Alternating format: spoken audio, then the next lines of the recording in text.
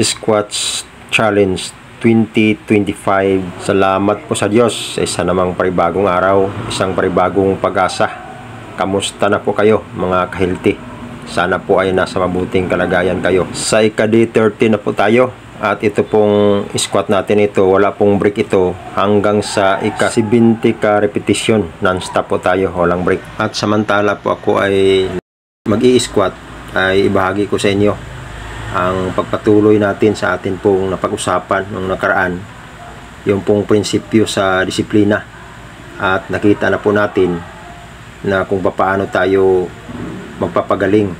Iwasan po natin yung dahilan kung bakit tayo nagkakasakit. Ngayon, dapat nating maintindihan, papayag man tayo't hindi, kaya tayo nagkakasakit, naabuso natin ang ating sariling katawan at alam natin na hindi tayo ang may-ari nito, kundi hiram lang natin ito sa Diyos na makapangyarihan sa lahat. Ngayon, kung naintindihan natin na naabuso natin ang ating sarili, ano ang dapat nating gagawin para tayo ay gagaling sa ating karamdaman? Siyempre, dapat magsisisi tayo dahil naabuso natin.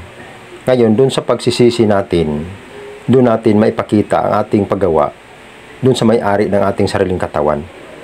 Na naabuso natin ito, hindi na natin ulitin na abusuhin pa.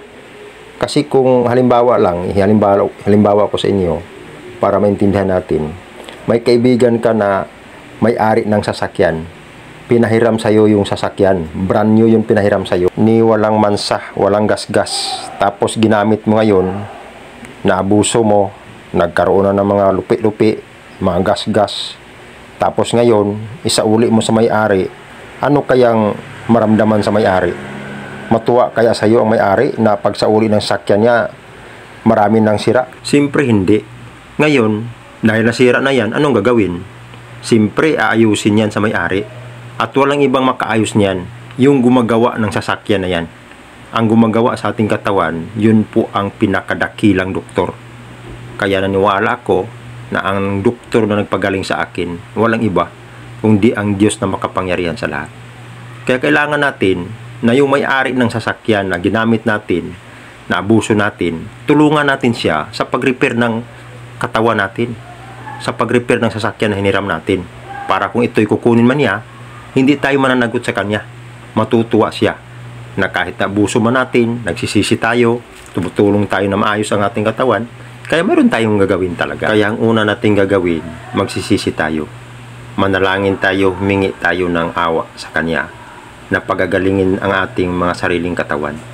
Yun po ang pinaka-ultimatum na medisina, ang panalangin. Kaya pinakilala ko sa inyo ang doktor na nagpagaling sa akin, walang iba kundi ang Diyos na makapangyarihan sa lahat. At ang pinakabisang mga gamot, walang iba kundi ang panalangin. Ngayon, alamin natin kung paano natin i-apply ang panalangin na bilang isang mabisang gamot na makagaling sa ating mga karamdaman. Yan po ang karugtong na ibahagi ko sa inyo sa sunod namang video. Maraming salamat po sa Diyos.